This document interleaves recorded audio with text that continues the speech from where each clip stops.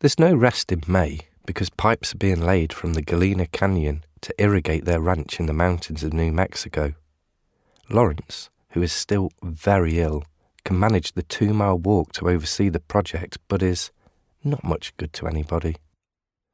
But the pipes cost a bit more than expected, which causes tensions with his supplier and neighbour, Alfred Hawke.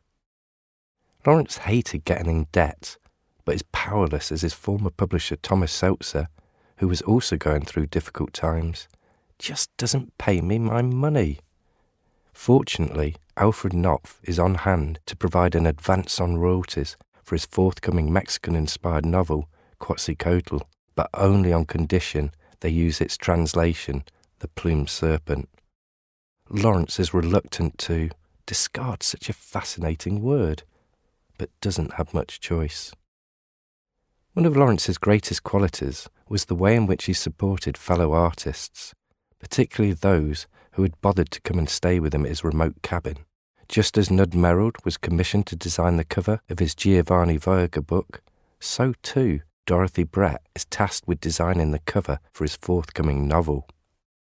The Dial has accepted The Woman Who Rode Away, which it will publish over the July and August editions, though Lawrence complains, "The Dial bores me." Elsewhere, there are various wrangles regarding the reprint of Maurice Magnus's Memoirs of the Foreign Legion that leads Lawrence to declare, "I don't care a bit whether it goes ahead or not."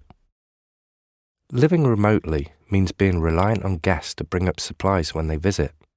Lawrence asks Ida Rohr to bring him up a box of typewriting paper, whereas Frida opts for the more pragmatic fresh vegetables and a leg of lamb and a tongue. Frida's nephew, Friedel Jaff, is visiting on the 19th, and so she is in full homemaking mode. Keeping him company are little flocks of hummingbirds who are feasting on the wild strawberries and gooseberries, the few plants to have survived the dry climate. He buys a black cow he named Susan and 9 chickens. It is his very own diddly squat.